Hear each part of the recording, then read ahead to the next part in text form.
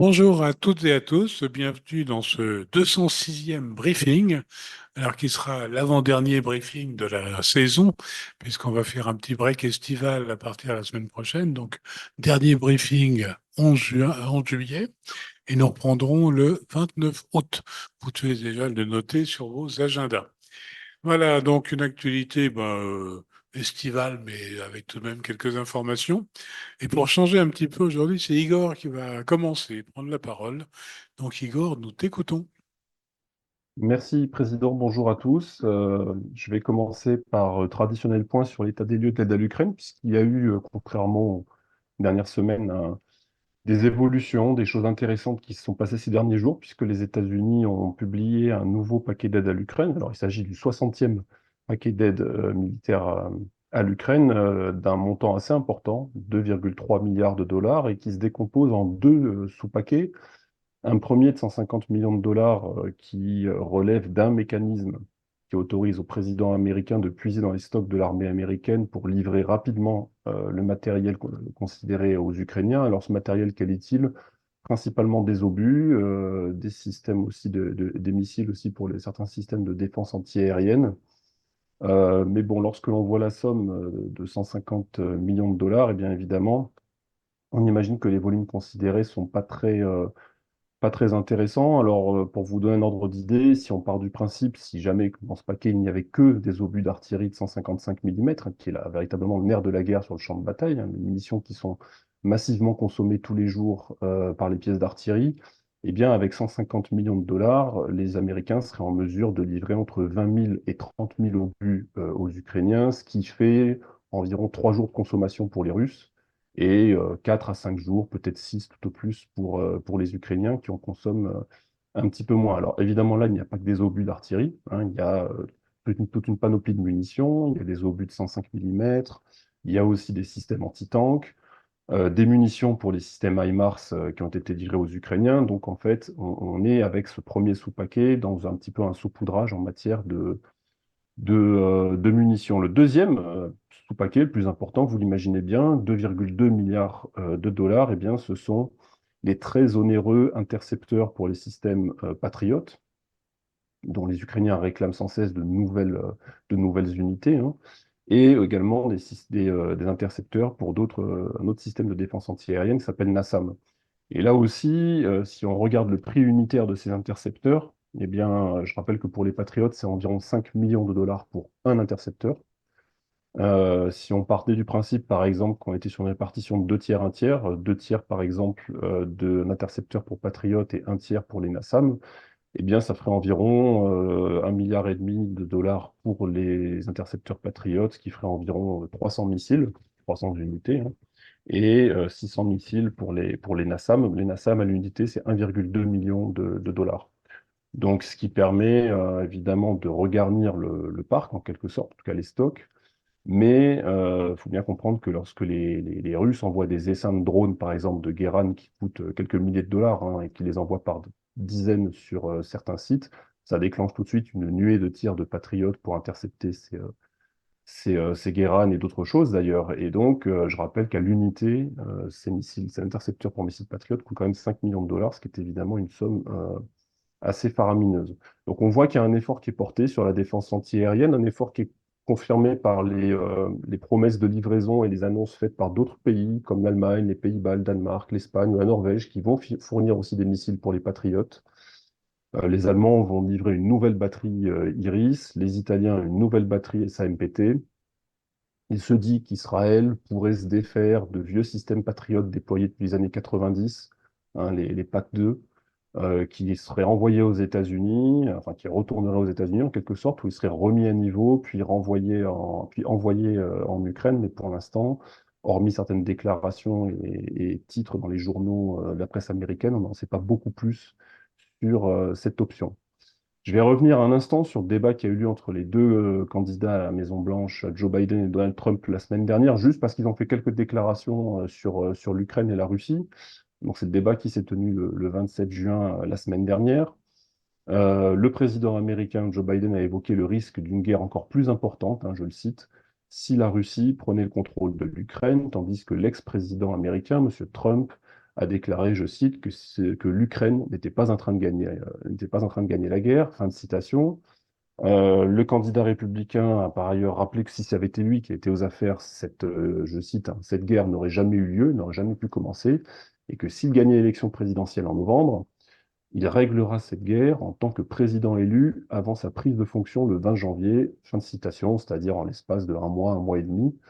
Et ça renvoie des déclarations qu'il a fait il y a quelque temps de cela en expliquant qu'il pourrait régler ce conflit, en tout cas qu'il prétendait pouvoir régler ce conflit en 24 heures. Enfin, Joe Biden a affirmé que Vladimir Poutine souhaitait reconstituer l'URSS. Ça, c'est, je crois, une vieille idée qui avait déjà été évoquée par Madame Hillary Clinton, si je ne me trompe pas, il y a quelques années de cela, lorsqu'elle servait sous l'administration Obama. Alors justement, face la possibilité d'un retour de Donald Trump à la Maison-Blanche, eh bien, Washington a décidé de transférer à l'OTAN la responsabilité de la mission de coordination et d'approvisionnement de l'Ukraine en matériel et également la responsabilité de la mission de formation des troupes ukrainiennes. Jusqu'à présent, tout ceci était fait sous responsabilité et commandement américain, et donc là, cette mission va être transférée à l'OTAN. Comme ça, si jamais Monsieur Trump est élu et qu'il décide de fermer le robinet, entre guillemets, de désengager les Américains de toutes ces missions d'assistance, eh bien, l'OTAN pourrait prendre le relais.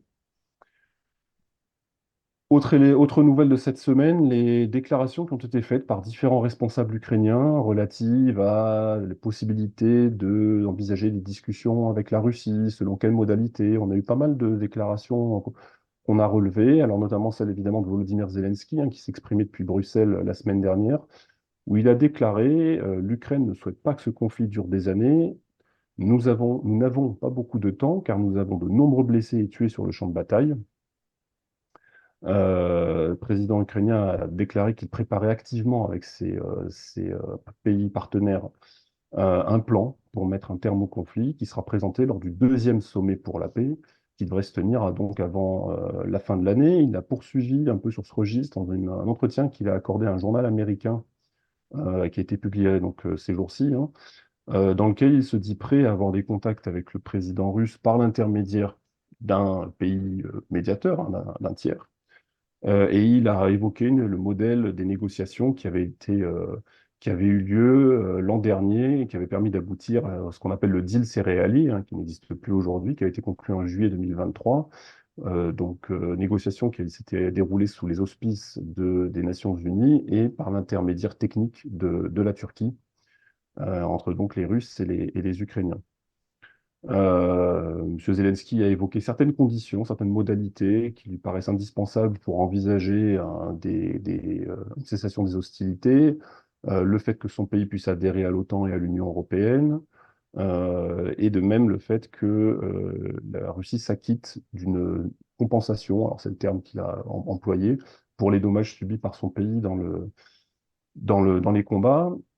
Autre déclaration d'un dirigeant ukrainien également assez important, M. Yermak, hein, qui est le chef de l'administration présidentielle ukrainienne, lui s'exprimait de Washington et a pris un peu à contre-pied les déclarations du président ukrainien, puisque lui a tout simplement dit qu'aucun compromis n'était possible avec Moscou. Andrei Yermak, je rappelle, à qui on prête quand même une influence certaine sur le dispositif politique ukrainien, voire, selon certains titres américains, sur le président ukrainien lui-même, et qui serait réellement un petit peu l'homme de l'ombre, en quelque sorte, dans la mécanique ukrainienne de prise de décision. Alors, depuis Astana, où se tient le sommet de l'Organisation de coopération de Shanghai, le président russe aussi a fait certaines déclarations qui s'inscrivent un peu dans le même contexte, hein. Alors, il y a une conférence de presse qui a lieu en ce moment même, en fait, où il s'exprime, mais il a déjà fait savoir, rappeler plutôt que le document d'Istanbul, hein, l'accord d'Istanbul, l'espèce de projet d'accord d'avril 2022 était toujours d'actualité, selon lui, évidemment, et qui pourrait servir de base pour des discussions menant à une cessation des hostilités.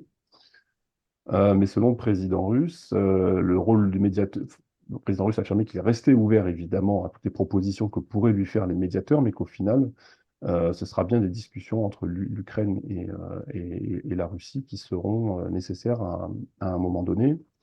Alors là, il prend un petit peu, à mon sens, à contre-pied. Bon, évidemment, les déclarations de M. Zelensky, mais également la nouvelle offre qui a été mise sur la table par M. Erdogan, hein, qui était présent à Astana, et qui a remis sur la table son plan de médiation et de proposition de paix, hein, qu'il rappelle régulièrement, hein, qu'il a rappelé régulièrement ces derniers temps. Alors justement, lors ce sommet de l'Organisation de coopération de Shanghai, qu'est-ce qui en gros s'est passé? Qu'est-ce qui s'est retenu? Alors, cette organisation a admis un nouveau membre, la Biélorussie, hein, qui jusqu'à présent était un membre observateur. Désormais, elle est membre de plein droit. Le président russe a eu des entretiens en marge du sommet avec M. Erdogan, avec le président chinois, également avec le président kazakhstanais. Alors avec M. Erdogan, il y avait beaucoup de sujets manifestement évoqués, donc évidemment l'offre turque de médiation, également la question des banques et des paiements entre la Russie et la Turquie qui semblent toujours problématiques, plus d'autres sujets qui continuent à défaut d'empoisonner, en tout cas de poser certaines difficultés aux relations entre les deux pays et qui nécessitaient que les deux leaders se parlent directement. Il y a eu une déclaration finale qui a été publiée très récemment, là aujourd'hui, de ce sommet.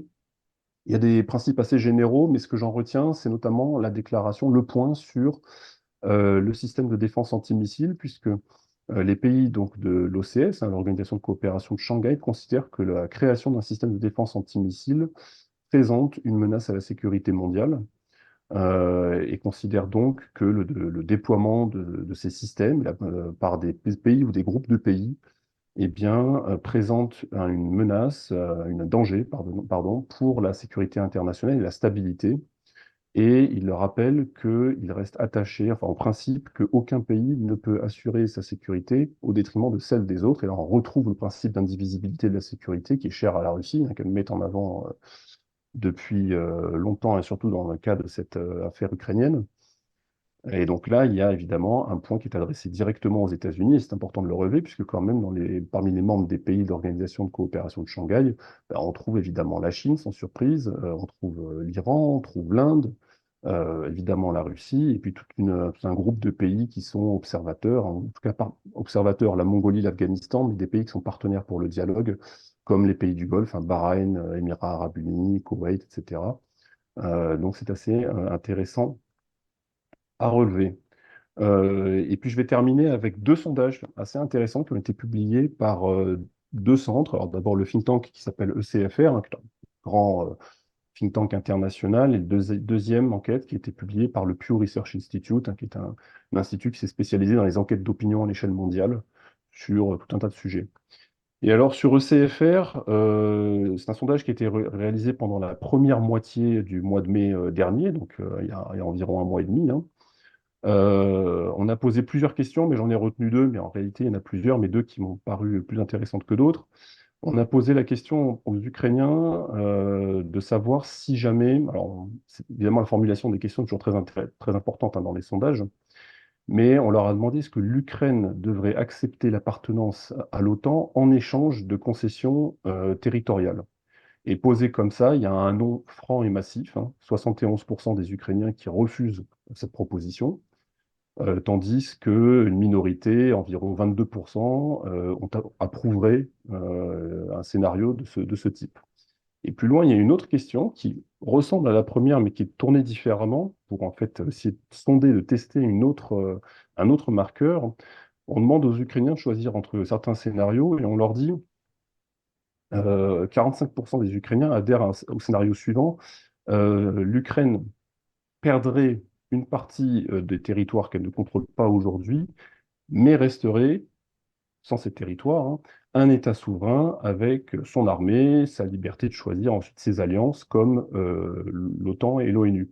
Et là, on trouve 45% des gens qui valident ce scénario, tandis qu'un autre scénario, hein, qui est le suivant, l'Ukraine regagnerait ses territoires perdus actuellement, mais en échange, elle accepterait la démilitarisation et deviendrait un État neutre qui ne pourrait ni rentrer dans l'OTAN ni dans l'Union européenne. Et bien, ce scénario est quand même approuvé par 26% des Ukrainiens. Donc en fait, on voit que là, on teste avec cette deuxième question, finalement, le rapport des Ukrainiens à la souveraineté, d'une part, et à la question de l'intégrité territoriale. On voit que finalement, la question de la souveraineté semble l'emporter sur celle des considérations l'intégrité territoriale. Et le deuxième sondage, c'est celui de Pew, qui a testé comment dirais-je, la réception, enfin, l'image de Volodymyr Zelensky dans le monde et qui constate, alors, sur 5 continents, il y a 35 pays qui sont testés, donc en Asie, au Moyen-Orient, en Europe évidemment, en Ukraine y compris, etc. Bon, et on remarque qu'il y a quand même une majorité de sondés qui déclarent ne pas avoir confiance dans M. Zelensky pour prendre des bonnes décisions, hein, c'est 46%, contre 40% qui ont une image positive du président ukrainien et considèrent qu'il est à même de prendre les bonnes décisions. Et la deuxième sondage qui est intéressant toujours dans cette enquête de Pew, eh bien, c'est l'évolution du soutien à l'Ukraine dans certains pays clés. Alors, clés, il y a les États-Unis, la Turquie, la Hongrie et la Pologne. Et là, on voit qu'aux États-Unis, par exemple, la majorité des sondés, 31%, estiment que leur pays en fait trop pour l'Ukraine. 24% estiment qu'ils n'en font pas assez et 25% estiment au milieu, hein, c'est le ventre mou, qu'on peut conserver le même niveau de soutien. Et là-dessus, on a 20% d'indécis qui refusent de répondre, donc, soit qui s'en fichent, ne sont pas concernés, soit qui préfèrent ne pas répondre au sondage. Et le pays intéressant, outre les États-Unis, c'est la Pologne, parce que alors là, le chiffre était véritablement surprenant. Une immense majorité, 44%, estiment que la Pologne fait trop pour l'Ukraine, et seulement 6% estiment qu'il faudrait plus pour aider le voisin ukrainien. Et 45%, en fait c'est eux la majorité, au milieu estiment qu'il ne faut pas bouger et qu'il faut conserver le même niveau d'assistance aux voisins ukrainiens. Donc c'est assez surprenant de voir l'évolution de la Pologne, puisqu'au début on les sentait quand même très très fervents, etc. Et là on voit un balancier qui se rééquilibre évidemment au détriment du soutien à l'Ukraine. Mais bon, ce sont peut-être des réajustements, des rééquilibrages qui y étaient attendus. Voilà, je m'arrête là, Gilles, pour le topo. Merci, c'est déjà très complet. Pour la Pologne, j'imagine que euh, la question paysanne, le grain, a dû jouer beaucoup quand même avec le blocage des frontières, par les camions et tout ça. J'imagine que ça a eu un effet sur l'opinion publique. Je pense qu'il y a la question effectivement de l'agriculture dont on a beaucoup parlé ici, on n'en parle plus tellement, mais il y a encore des sujets hein, qui empoisonnent les relations entre les deux pays et par transitivité qui ensuite posent des petits sujets de friction avec Bruxelles, hein, sur notamment certaines denrées, je crois comme le sucre ou d'autres. Il ne faut pas oublier qu'en Pologne, il y a quand même entre 1 et 2 millions de réfugiés ukrainiens, ce qui est quand même énorme. Et qu'il y avait eu des sujets de société qui étaient sortis sur la nature de l'aide financière qu'on leur rapporte, dans quelle mesure elle doit être prolongée, dans quelle mesure elle doit être recalibrée. Bon, ce sont des sujets qu'on peut tout à fait imaginer hein, et qui, on est quand même à 2 ans et demi de conflit, évidemment. Et il y a une fatigue, hein, tout simplement, qui s'est installée, mais là, ça va un peu au-delà de la fatigue. Je pense que c'est vraiment le rééquilibrage de balancier. En Europe, le pays, bon, je sors l'Ukraine là de la réflexion, mais le pays qui reste le plus vraiment fervent soutien de l'Ukraine, et qui continue, et dont la population, d'après les sondages, continue majoritairement de croire à une victoire militaire de l'Ukraine, c'est l'Estonie.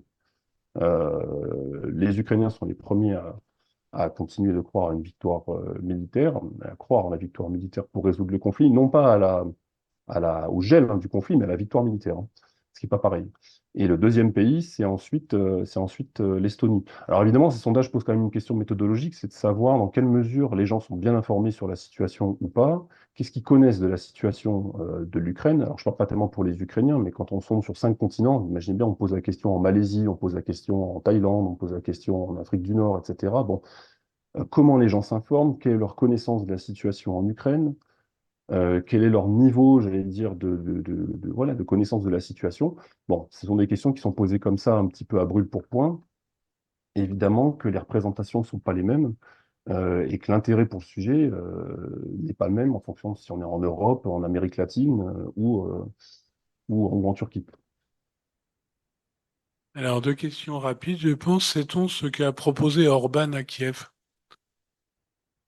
Alors Orban à Kiev, je ne sais pas, mais j'imagine que c'est les mêmes conditions qui ont été remises sur la table et manifestement présentées à Astana au président russe, hein. Donc c'est une cessation immédiate des hostilités, engagement des pourparlers. Donc cessation immédiate des hostilités qui précède ou qui est concomitante à l'engagement des pourparlers. Et ça, entre parenthèses, Vladimir Poutine a déjà fait comprendre qu'il n'y aurait pas de cessation des hostilités préalable à l'engagement des discussions. Ça, c'est pas nouveau, ça avait déjà été dit, ça a été redit. Euh, l'échange des prisonniers sur le principe tous contre tous. Ça aussi, ça fait partie du plan turc. Euh, le gel donc des combats sur la ligne de contact, avec des garanties de sécurité qui seraient, enfin, donc des observateurs, on peut imaginer, qui seraient apportés par la Turquie et l'Union européenne aussi, je crois, qui est mis dans la boucle. Et la création de zones économiques spéciales pour Nikolaïev et Odessa. Donc là, on voit qu'il y a un angle un peu business et commerce en mer Noire qui est très important pour la Turquie, et pas pour la Turquie d'ailleurs, mais spécifiquement aussi pour la Turquie. C'est quelques-unes des conditions, je les ai pas toutes, mais en gros, c'est des conditions de cet ordre-là, mais je crois comprendre que ça n'intéresse pas le président russe.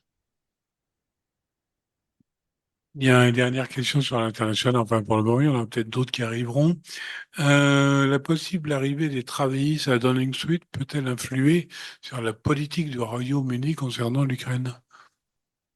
Bah ça fait partie un peu de la vague d'incertitude qui est en train qui en ce moment concerne plusieurs pays d'Europe, dont d'ailleurs la France, hein, sur qu'est-ce qui va advenir du soutien à l'Ukraine en cas d'alternance, que ce soit à Paris, Londres ou M. Schroeder aussi. Alors lui, c'est différent. Je crois qu'il y a trois Länder qui auront des élections partielles, donc là prochainement. Je pense que d'une manière générale, la politique fondamentale de la Grande-Bretagne est quand même très hostile et confrontationnelle à l'égard de la Russie. Et ça précède d'ailleurs l'éclatement du conflit en février 2022. Il y avait déjà de très gros, comment dirais-je, très grosses tensions entre les deux pays avant. A fortiori, ça l'est encore plus depuis février 22. Évidemment que si jamais c'est Nigel Farage, je crois, hein, le leader en question, arrive au pouvoir, peut-être que sur la forme, on aura des, comment dirais-je, les angles qui seront arrondis, enfin des choses un petit peu moins fortes. Mais je pense que sur le fond, je m'attends pas à des changements très très importants. Merci beaucoup. Bah, tu restes pas très loin parce qu'il peut y avoir des questions à tout moment qui seront dans ton champ d'expertise, mais laissons la parole à Arnaud, qui va, comme toujours, nous parler de politique intérieure, d'économie, enfin, de tous ces sujets qui concernent de plus près la Russie. Merci, Président. Bonjour à tous. Une actualité assez peu fournie, il faut bien l'admettre. Elle part partiellement en vacances déjà, mais quand même quelques annonces ou quelques chiffres qu'il convient de retenir. Une annonce de la Banque mondiale qui, pour la première fois, classe la Russie parmi les pays à haut revenu, c'est-à-dire des revenus supérieurs à 14 250 dollars par tête en 2023. Une évolution intéressante, bien sûr. On parle à nouveau ces derniers jours d'une possible hausse du taux directeur de la Banque centrale. Les responsables de la Banque de Russie doivent siéger demain.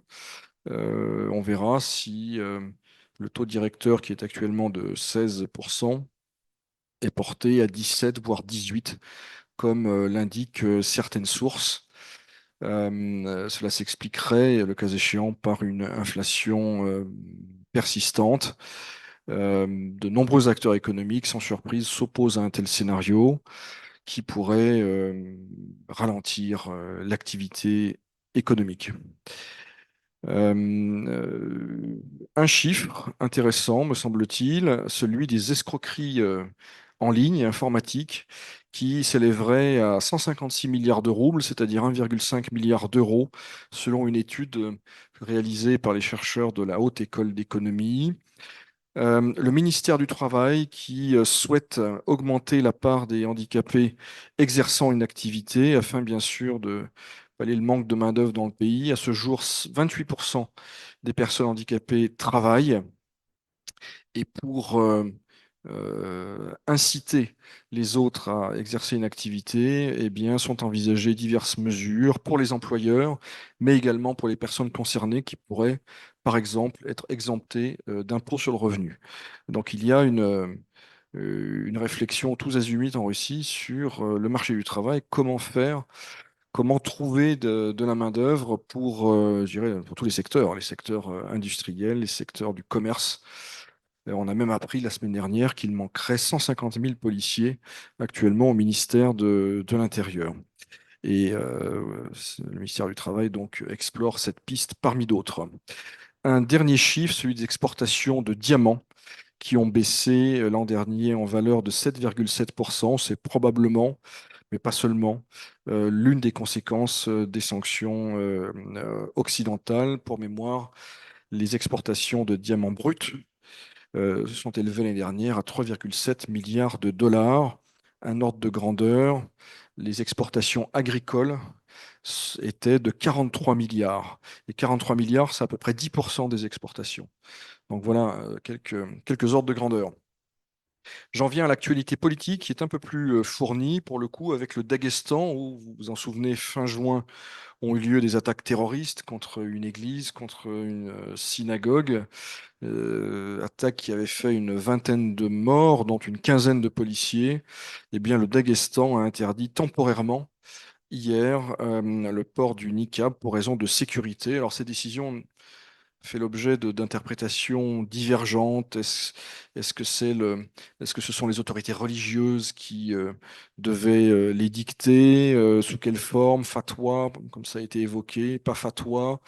Bon, c'est assez confus, à vrai dire. Et il y a de très fortes pressions politiques pour envoyer un signal de lutte contre ce qui est perçu comme l'extrémisme islamiste dans l'espace public. Un signal beaucoup moins surprenant au vu de l'actualité de ces derniers mois et de ces dernières années, la fermeture de la faculté de sciences politiques à l'Université européenne de Saint-Pétersbourg, un établissement qui, on s'en souvient, on en a parlé lors de précédents briefings, a fait l'objet d'attaques dans les médias et de pressions politiques et judiciaires. Ramzan Kadyrov, qui a nommé son gendre, âgé de 27 ans, à la tête du Conseil de sécurité de la Tchétchénie. C'est intéressant pourquoi? Parce que ce n'est pas la première nomination de ce genre en Tchétchénie. Kadyrov nomme des proches. Alors, est-ce que c'est simplement pour raffermir son pouvoir, qui est déjà en réalité bien ferme mais pas vraiment menacé, c'est moins qu'on puisse le dire, ou est-ce que, comme ça a pu être dit dans certains médias, il aurait des problèmes de santé et qu'il penserait à la suite, y compris d'ailleurs à des alliances matrimoniales pour sa progéniture. L'avenir le dira. En tout cas, ça commence à faire beaucoup de Kadyrov dans le système de pouvoir local. C'est pas anodin, me semble-t-il. Une triple condamnation, une fratrie de la région de Lipetsk, les trois fils d'un prêtre qui ont été condamnés à 17 ans et 17 ans et demi de détention, ce qui n'est pas rien, pour avoir tenté de rejoindre les rangs de Liberté de la Russie, qui est un groupe de combattants russes anti-Kremlin situé en Russie et considéré comme terroriste en Fédération de Russie. Donc des condamnations très lourdes et qui ont été très médiatisées. Mais l'événement et le sujet dont on a beaucoup parlé ces derniers jours, ce sont les déclarations d'Alexandre Bastrykine, qui, vous le savez sans doute, est le chef du comité d'enquête, une structure puissante en Russie. Il est intervenu en fin de semaine dernière lors d'un forum juridique à Saint-Pétersbourg, et plusieurs de ses déclarations ont retenu l'attention. La première, qui n'était pas forcément d'ailleurs la plus significative, mais c'était une forme de provocation. Il a qualifié dans un jeu de mots, hélas, difficilement traduisible en français, la Chambre basse du Parlement d'idiote, ce qui lui a valu une remontrance du président de la Douma d'État. Mais surtout, il est revenu sur un sujet qu'il a déjà exploré, si j'ose dire, celui de la politique migratoire. Et il s'est exprimé une nouvelle fois en faveur d'un net durcissement de cette politique migratoire, à la fois pour des considérations de sécurité, mais aussi pour des considérations plus politiques, identitaires, dirait-on. Il a été soutenu par d'autres participants, notamment le sénateur Clichas, qui est une personnalité influente, qui dirige la commission des lois de la Chambre haute du Parlement. Les communistes aussi ont jugé que la Douma adoptait peu de lois bien ficelées. En tout cas, c'est intéressant parce que ça dit quelque chose du climat politique, mais surtout des tensions de plus en plus fortes, des tiraillements en tout cas, de plus en plus évidents entre une partie des élites économiques, que ce soit au sein du gouvernement, que ce soit au sein du patronat qui sont confrontés à ce que j'évoquais précédemment, c'est-à-dire un manque de main-d'œuvre, et qui donc sont tentés de laisser entrer plus d'immigrés, notamment d'Asie centrale, et d'un autre côté, le bloc sécuritaire qui se fait l'écho de certaines préoccupations d'une partie de la population qui s'inquiète d'une immigration moins contrôlée ou pas contrôlée du tout. Et ce qui est assez frappant finalement, si on prend un peu de recul, c'est de voir que les débats, les préoccupations de la Russie sont très européens finalement. On débat, on discute, alors sous des formes différentes bien sûr, mais c'est un sujet qui évidemment fait écho à beaucoup d'autres débats dans des pays d'Europe occidentale. Voilà ce que je pouvais dire rapidement, cher président, de l'actualité économique et politique de ces derniers jours. Et du coup, peut-on penser que c'est les mêmes tendances qui ont fait qu'un adjoint de Peskov, le porte-parole, s'est prononcé pour le soutien de Marine Le Pen en France? Est-ce que les préoccupations sont les mêmes? Ah non, là je pense que pour le coup on est dans des registres très différents. Bastrikine, en l'espèce, ne s'occupe pas du tout de politique étrangère. Là, il est dans un débat russo-russe, mais on dit souvent qu'il n'y a pas de politique en Russie, il n'y a pas de politique publique, que les élections sont jouées d'avance, etc., etc. Simplement, la politique en Russie, elle se fait de façon différente, souvent en coulisses, par le biais de voilà d'échanges, de petites phrases entre personnalités de premier plan. Et là, très clairement, Bastrikine cherche à se poser comme l'un oui, comme finalement plus qu'un haut fonctionnaire et plus qu'un haut responsable de la justice russe, oui, comme un homme politique finalement, qui intervient dans le débat public, qui jette un pavé dans la mare, comme on dit.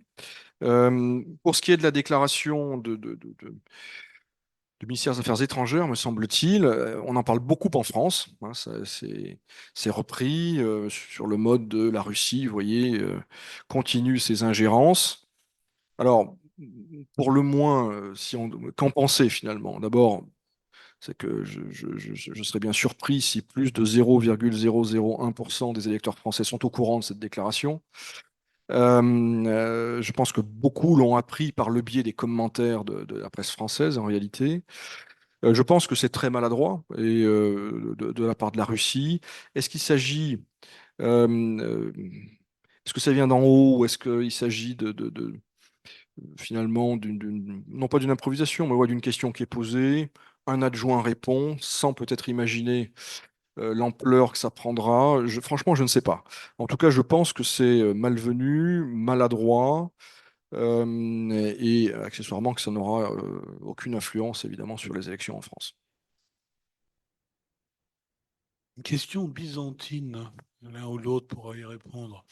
Le patriarcat de Constantinople a retiré sa signature sous le document final du sommet ukrainien pour la paix. Le statut est passé de signataire, entre guillemets, à observateur. C'est la troisième fois que le patriarcat change d'attitude sur son communiqué final. Pensez-vous que cela puisse avoir un rapport avec les entretiens Poutine-Erdogan? Bon, je pense qu'Igor a forcément un avis sur la question, mais je serais tenté de dire oui. Pourquoi? Parce que le patriarche en question est considéré, et je pense sous le contrôle d'Igor, par les autorités turques comme un fonctionnaire. En tout cas, c'est quelqu'un qui est à la solde, c'est le cas de le dire, des autorités turques. Et je crois savoir que en tout cas, évidemment, la partie russe était furieuse de tout ça. En même temps, le patriarcat de Constantinople, depuis des années, est dans une attitude hostile à la Russie. On se souvient des tentatives plus ou moins réussies d'ailleurs de fracturer l'Église orthodoxe relevant du patriarcat de Moscou à l'époque. Ça, c'était avant la guerre. Donc, ce positionnement n'est pas une surprise. Ce qui est plus intéressant en réalité, c'est de voir qu'il y a eu d'autres. Alors là, ce n'est pas un pays, c'est un chef d'église, mais il y a eu plusieurs pays qui ont retiré leur signature à la suite de pression russe, le Rwanda, je crois, et quelques autres qu'Igor mentionnera peut-être. Donc, la Russie, sans surprise, a tout fait en amont pour que le sommet suisse n'ait pas beaucoup d'ampleur, hein, que le niveau de représentation soit limité et a posteriori, elle a poursuivi ses pressions et obtenu que quelques signatures soient retirées de ce communiqué. Merci beaucoup, Igor. Un commentaire? Il y a l'Irak et la Jordanie qui ont retiré leur signature a posteriori. Le Vatican l'avait fait aussi, alors, ou avait refusé de signer d'entrée de jeu, mais en prétextant qu'il était observateur et pas participant au sommet de la paix en Suisse.